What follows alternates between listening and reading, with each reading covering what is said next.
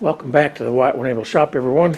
April 13th, I think it is today. Yeah, Wednesday the 13th. Continuing work on the Mustang, of course.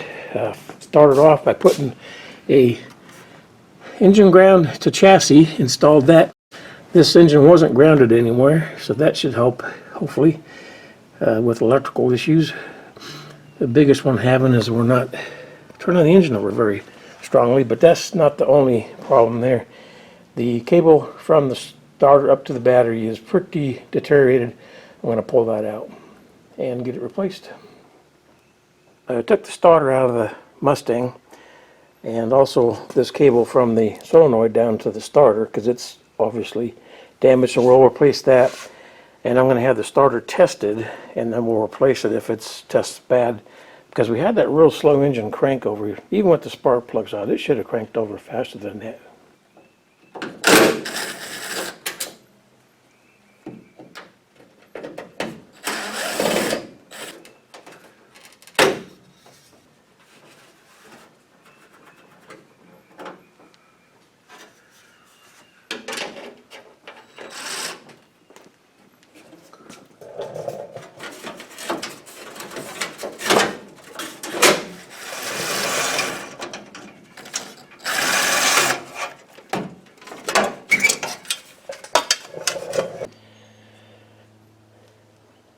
I hope I have the slow start problem figured out. I found this connected to the starter. I took the starter out and had it tested. It failed the amperage test, which I suspected because of the slow crank time. And the starter sounded terrible. I have not started this car since installing the starter, so let's do this together. And hopefully it cranks good. Everything's clear. Hopefully everything's hooked up.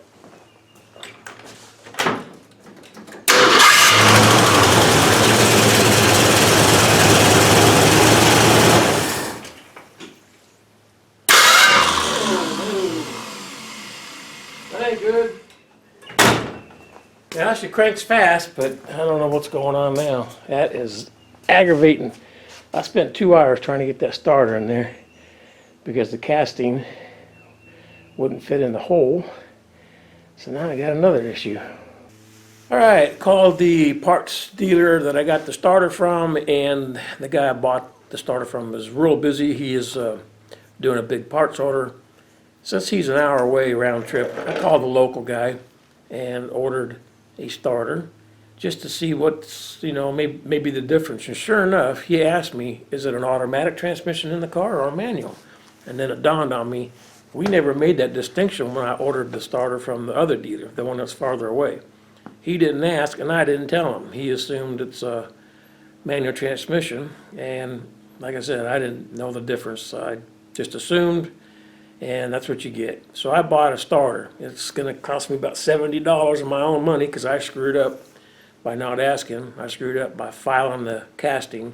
I screwed up by not, checking myself and checking further the two starters next to each other when I had both of them in my hand. So I'm going to eat that one. It's not too bad. The new one's $74. It'll be $64 with the core charge, so not too bad. I'll try to make it up somewhere else. Not by cheating the guy, but by working harder and more efficiently. So anyway, I'll get a new starter and we'll try again. I had to come and get you before I start this Mustang. I wanted y'all to be here. Wish me luck. This is the second starter, and now I think the correct one. Oop, just passed the tripod. I'll stick you on the tripod here. See if this thing will start. All right, let's see what happens here.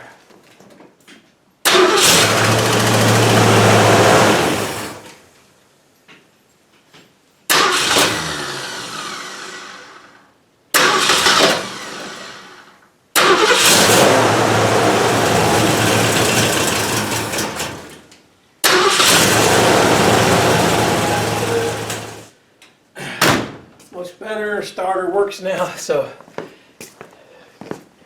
thank you all for wishing me luck. It worked. She turns over real nice now. No more slugginess. So starter problem is fixed. Let's dig in and see what else we can find. The new emergency brake handle showed up. You just line up that pin into the hole, and I used channel lock pliers there to push it in, so that's looking pretty good now. April 16th today. Got some new center caps for the wheels. They came in while this car was in the paint shop. Someone stole his original ones, so he had these glued on. Now I can take those off and replace them with these, so that'll look nice. It looks much more professional, doesn't it? Too bad we couldn't get some new chrome for the rims, but she's cleaning up pretty good. I still got the tire itself to wash and make black again, but that's coming along pretty nice. All the trims installed. Sure looks funny without that D for the Ford, but now I get to put on the centerpiece, which is, I think, going to look really cool.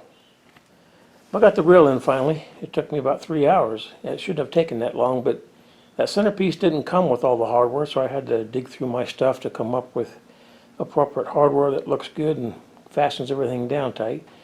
Just got to get that D for the Ford. That really does stand out now, doesn't it? But this is done, so we can move on. I think I mentioned the car has been recently painted. It sure has got a lot of scratches in it. Now, I am getting ahead of myself, but I wanted to do a test panel to see if I can get this cleaned up. And it definitely helped, but there are still some deep scratches in there. And I'm using this heavy cut material. So I need to keep going, but be mindful of how thick the paint is, because I don't know. So just a test pattern to see if it'll clean up, and yeah, it's going to look better. I find this kind of work kind of rewarding, but we do have some deep scratches in the hood. This is before and after. Not a whole lot of difference, unfortunately. Yeah, maybe there is. I mean, it is different. It is better. But those are some deep scratches on a brand new paint job. It's kind of sad, but it's starting to look pretty good. I have finished the fender and the hood, and I'm working my way back now. I haven't completely washed the car like you should, but what I'm doing is washing one panel at a time. I've used a clay bar to go over and get some of the contaminants out of the paint, and you can see how much of that black is in here now.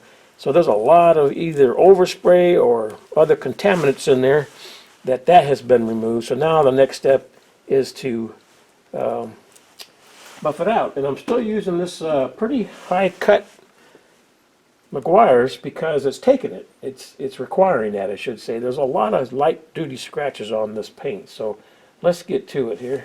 See if I can clean it up a bit.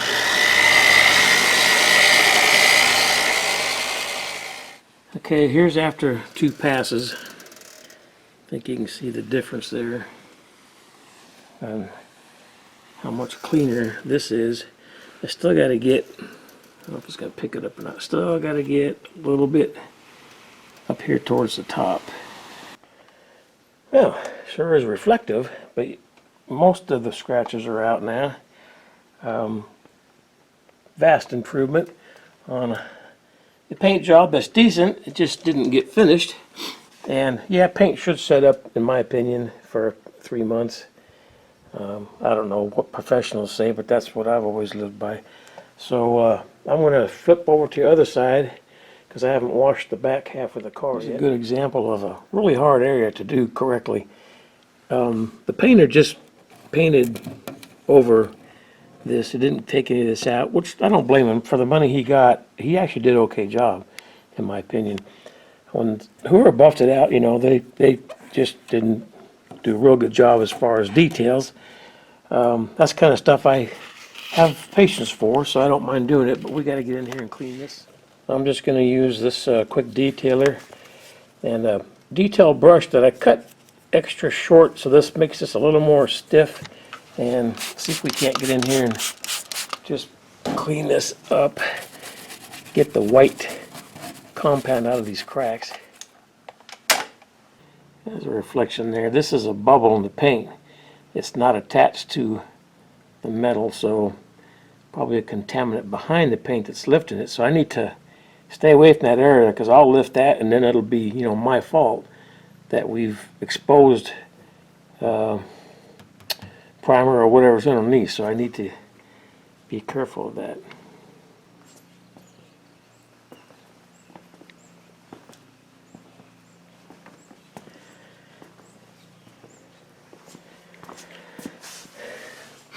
Still waiting on the chrome lug nuts, and that'll be pretty much finished. I'm going to try to talk them into getting rid of these mud flaps. I think it's taken away from the appearance of the car. Come to the end of part 4. I don't know how many more parts we're going to have filmed because I don't know how much more the customer wants to do. I've got everything finished on his list except for 3 items. But anyway, we've got a lot of work done. It's looking good. I got the paint correction finished yesterday, shining up nicely. And we have all the wheels painted now, center caps installed. I got lug nuts coming today. So the car's going to be back on the ground by the end of the day, because I need to drive it and verify the transmission slips to what degree. I don't doubt that it is slipping. And the front end, he said, is loose, so we'll check that out as well. So anyway, future videos for sure, at least 2 more, I would say. Thank you all, each one, for viewing and watching and subscribing and making comments. I like hearing from y'all, and soon to hit 5,000 subs. It's only taken me 10 years to get here, but I get it. I bounce all over the place, so I can't really capture a certain crowd and keep you all here. But the ones that are here, I do appreciate you. So I guess with that, we'll just say see you in the next video.